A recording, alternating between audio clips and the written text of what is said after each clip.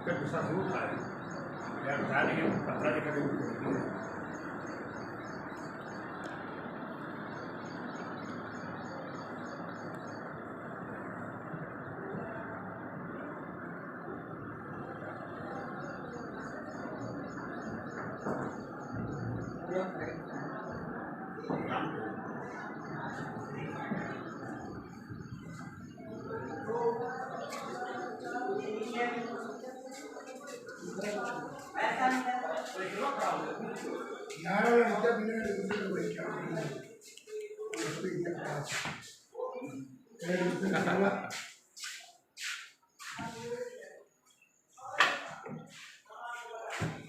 कुछ लिखते पढ़ते नजर आ रहे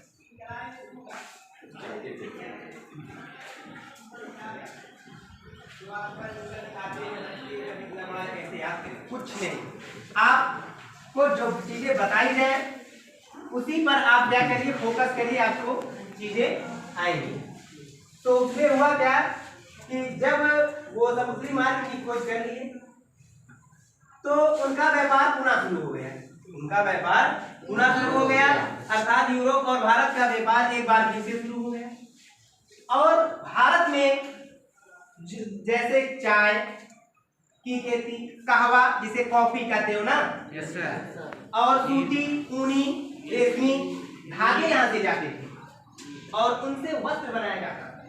ठीक, भारत से वो क्या ले जाते थे, ऊनी और सूती ये धागे ले जाते थे, और चाय कॉफी जिसे कहवा ना, और पांचवा हो गया, ये छठवा हो गया। तो हमें सबसे पहले समानता का अधिकार है, स्वतंत्रता का अधिकार, शोषण के विरुद्ध अधिकार है बच्चों, धर्म की स्वतंत्रता का अधिकार हमको संविधान के तहत मिला है, संस्कृति एवं शिक्षा का अधिकार सबको प्राप्त करने का अधिकार है, संवैधानिक उपचारों का अधिकार है। ये हमें मौलिक अधिकार दिए गए हैं हमारे संविधान में, है ना। तो ये हमें 6 अधिकार प्राप्त हैं संविधान के तहत। हमें सरकार की किसी काम को आलोचना करने का भी अधिकार प्राप्त है, हमें जनसभा करने का अधिकार प्राप्त है संविधान के तहत, ठीक ना। बात बताइए क्योंकि बहुत इन दोनों से संबंध घनिष्ठ है इसका, ठीक है। पूर्ण संख्या, पूर्ण संख्या का मतलब होता है प्राकृतिक संख्या में जीरो को मिला देने से वो संख्या क्या बन जाती है, पूर्ण संख्या। क्या बनती है, पूर्ण संख्या।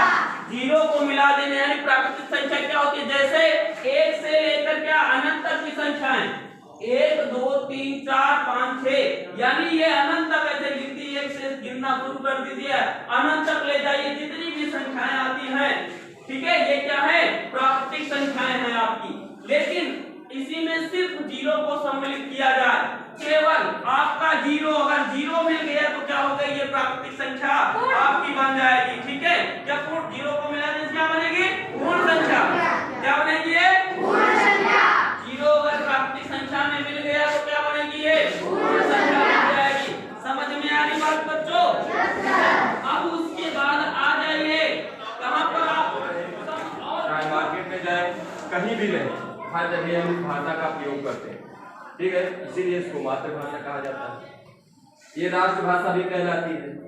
राष्ट्रभाषा का मतलब ये होता है कि देश में जो भाषा सबसे अधिक प्रचलित होती है, जिसका प्रयोग सबसे अधिक होता है, ठीक है, उसको जो है राष्ट्रभाषा का दर्जा दे दिया जाता है। और राजभाषा का मतलब ये है कि जो सरकारी दफ्तरों में या प्राइवेट दफ्तरों में, हर जगह कार्यालय में या ऑफिस में जहाँ भी यूज होती है, लिखा पढ़ी का काम होता है, इसीलिए इसको राजभाषा बोला जाता है ना। तो हिंदी हमारी क्या है, भाषा है, जिसको इंग्लिश में हम लोग लैंग्वेज कहते हैं, है ना। और भाषा का मतलब क्या होता है,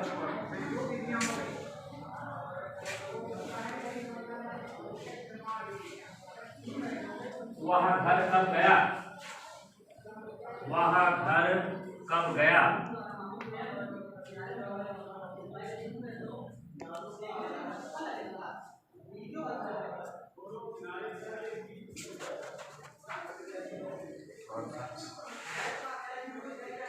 कुछ लड़के शरारती होते हैं।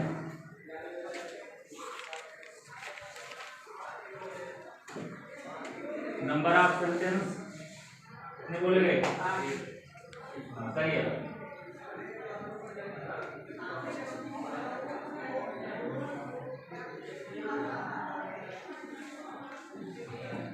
आओ वैसे दो लोग 3 लोग तो उसमें इकट्ठा हो जाएगा।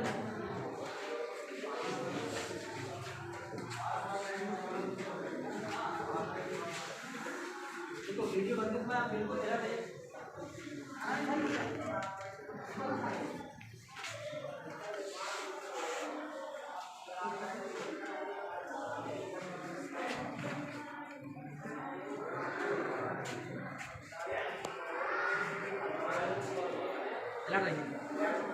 तो यहाँ पे निष्कर्ष क्या आया कि अगर 1 लाख किलोग्राम द्रव्यमान के 2 पिंड हों और 1 मीटर की दूरी पे रखा जाए तब बल कितना लगेगा? 1 न्यूटन का। तो अपने जैसे पिंडों की बात करो, तुम लोग मुश्किल से 250-300 ग्राम के होगे ना, या बहुत ज्यादा होगे तो 25-30 किलो, या बहुत ज्यादा 50 किलो ना। तो ऐसी स्थिति में जो बल होगा वो 1 न्यूटन से भी बहुत छोटा होगा। मतलब ये बल लगता हर जगह है, लेकिन हम दैनिक जीवन में इसका अनुभव नहीं कर पाते। क्यों नहीं कर पाते? क्योंकि हम लोगों के द्रव्यमान बहुत कम है, और द्रव्यमान कम होने के कारण ये बल 1 न्यूटन से भी 10 लाख गुना छोटा रहता है। ठीक है, इसलिए गुरुत्वाकर्षण बल का अनुभव हम दैनिक जीवन में नहीं कर पाते, लेकिन लगता ये हर जगह है। जैसे 2 लोग बैठे हो ना, तो दोनों एक दूसरे पे बल लगा रहे हो, लेकिन क्या हमें पता चल रहा है कि हम पर बल लग रहा है? नहीं। क्यों? क्योंकि हमारा द्रव्यमान बहुत कम है। क्योंकि 1 न्यूटन का अनुभव करने के लिए 1 लाख किलोग्राम द्रव्यमान होना चाहिए। ठीक, तो अगली हिंट डाल लो, गुरुत्वाकर्षण बल की विशेषताएं, प्रॉपर्टीज ऑफ ग्रेविटेशनल फोर्स। गुरुत्वाकर्षण बल की विशेषताएं।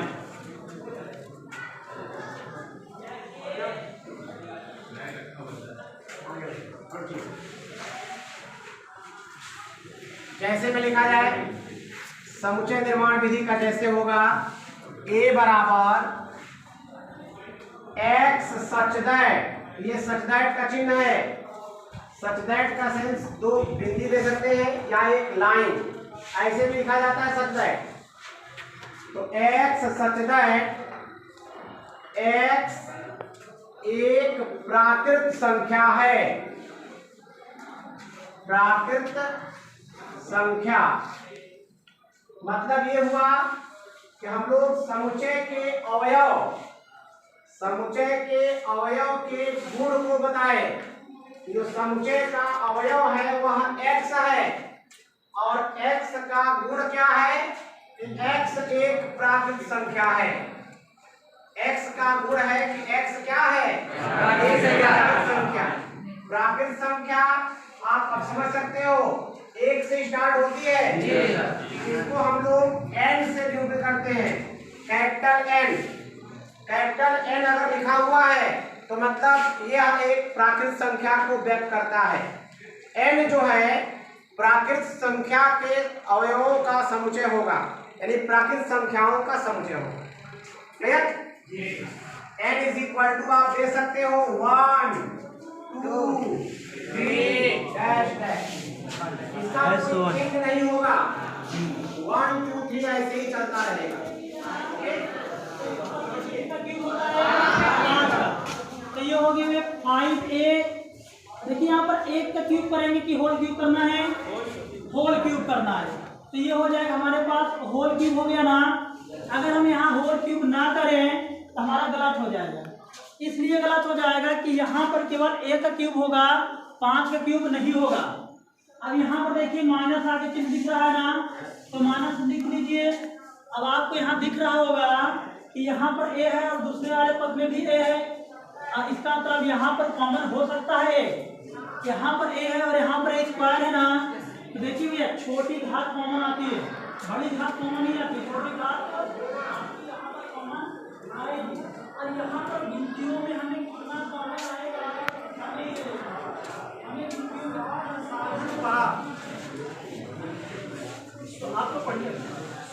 साधन परा, अपने स्वार्थ को सिद्ध करने में लगा हुआ। स्वार्थ साधन परा माने अपने स्वार्थ को पूरा करने में लगा हुआ, स्वार्थ साधन परा। और मायाविना, मायाविना माने छल करने वाला, धोखा देने वाला। मायाविना माने छल करने वाला। तो दो तीन बात क्या बोले, तो बोले पर प्रकार का कि मानव के समान जितने भी जीव हैं और दूसरों को पीड़ा पहुंचाने वाला, और स्वार्थ साधन परा, अपने स्वार्थ को पूरा करने में लगा हुआ। और मायाविना, मायाविना में छल करने वाला, धोखा देने वाला। और कपट व्यवहार कुशला, कपट व्यवहार कुशला माने हाँ, वो कपट के व्यवहार में निपुण है, कपटता पूर्ण व्यवहार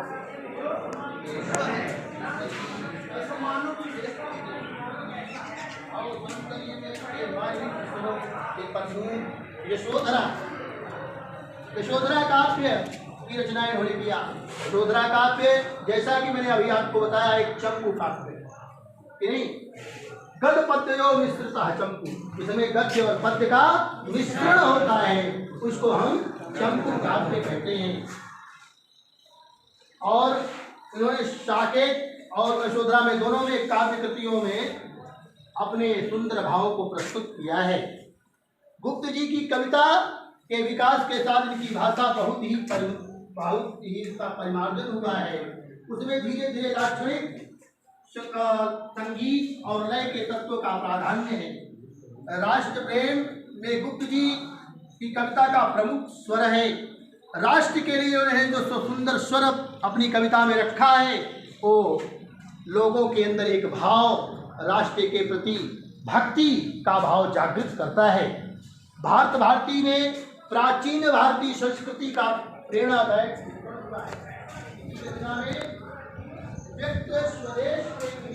अरे भैया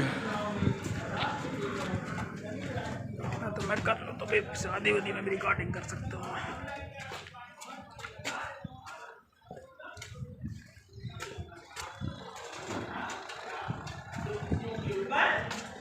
लगातार दबाव बनाया गया तो फिर तब क्या हुआ? सीधे देखते रहिए, देखते रहिए, पढ़ते रहिए।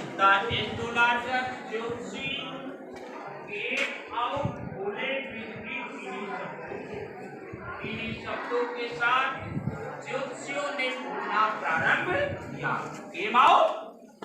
बोलना प्रारंभ किए।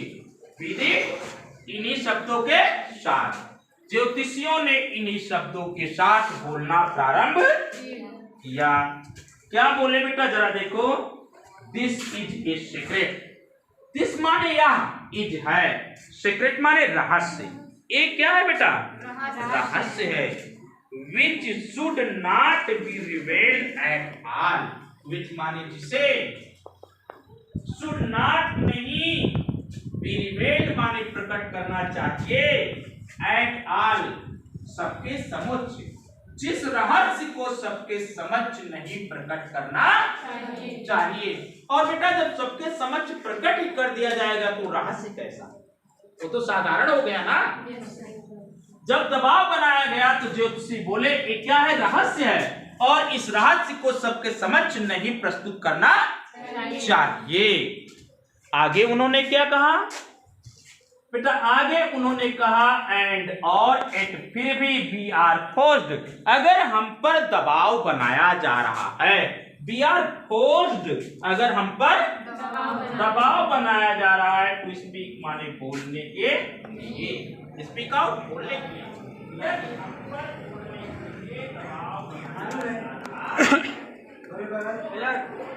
रुक जाओ,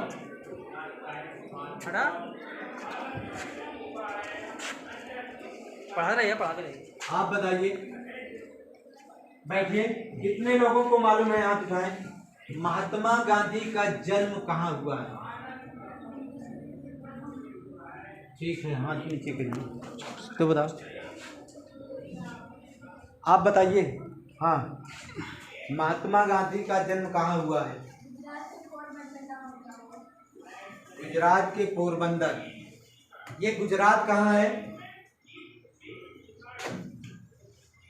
गुजरात कहाँ है? कितने लोगों को मालूम है गुजरात कहाँ है? बस चलिए बताइए गुजरात कहाँ है? भारत के पश्चिम में।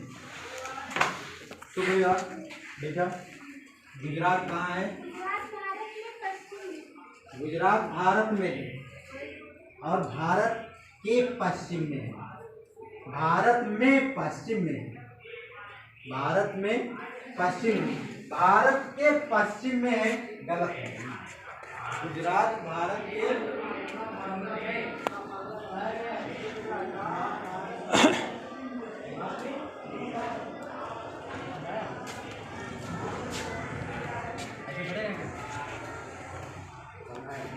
चलते रहे। चलो क्या सवाल था भाई? 6a प्लस 10 को सिद्ध करना था sec a माइनस 10a। तो मैंने 1 को क्या लिख दिया? sec square a minus 10 square a। फिर वर्गांतर का फार्मूला लगाया। क्या sec square a minus 10 square क्या लिख सकते हैं? sec a माइनस 10 इक्वल में sec a प्लस 10 और अंश में और हर में sec a प्लस 10 था, कट गया। जो सिद्ध करना था क्या है? sec a minus 10। Clear? Next question पूछिएगा। sec square theta plus cosec square theta equal to sec square theta plus हाँ, लिखो बच्चों question. sec square theta plus cosec square theta बराबर sec square theta into cosec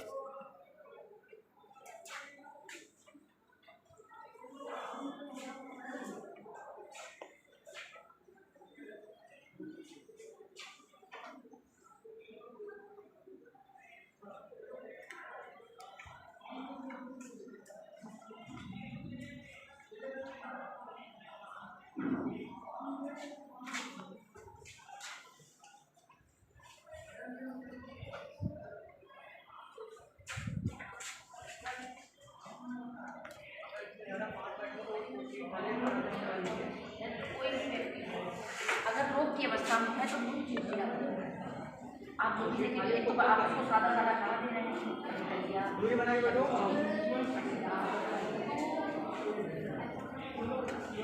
जल्दी बैठिए, छोड़ लीजिए, पढ़ाइए आप। सामने देखो।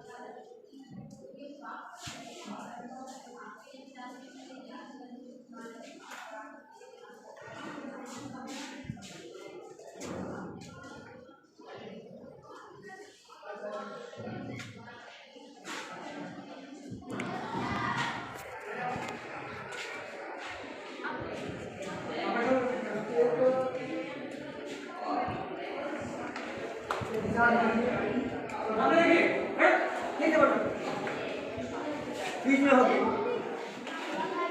सामने देखो, यहाँ देखो, सब लोग सामने देखोगे, पढ़ाते रहिए। सामने देखो।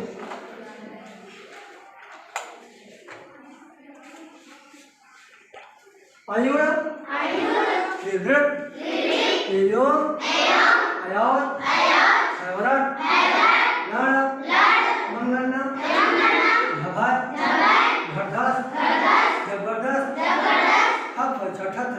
टकटकाओ कपाय सखसर हल आयुर ऋत एयो अयोध एवरत लड़ अमंगलम झभय जबरदस्त जबरदस्त खप छठा चटटाओ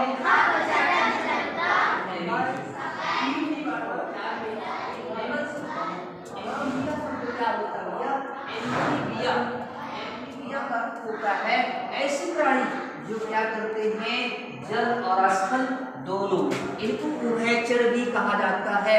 क्या कहा जाता है? उभयचर। उभयचर का मतलब होता है जो दो स्थानों पर, जैसे जल है और क्या है स्थल है, इन दोनों स्थानों पर निवास करने वाले जो भी प्राणी होते हैं उनको हम क्या कहते हैं?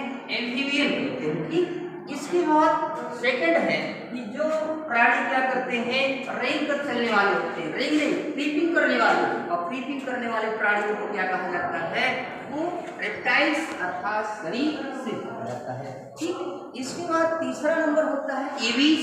एवीज के अंतर्गत ऐसे प्राणी होते हैं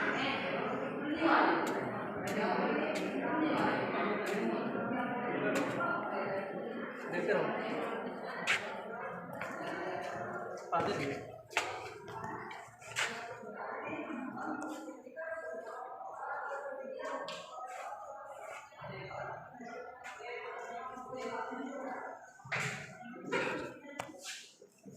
देखिए, ये पूर्व भारतीय युग 13वीं शताब्दी से सन 1868 ईस्वी तक, इसके अंतर्गत जब से हिंदी गद्य का उद्भव हुआ वहां से लेकर के जो भी रचनाएं हुई हैं वो सब प्राचीन युग के अंतर्गत आती हैं। और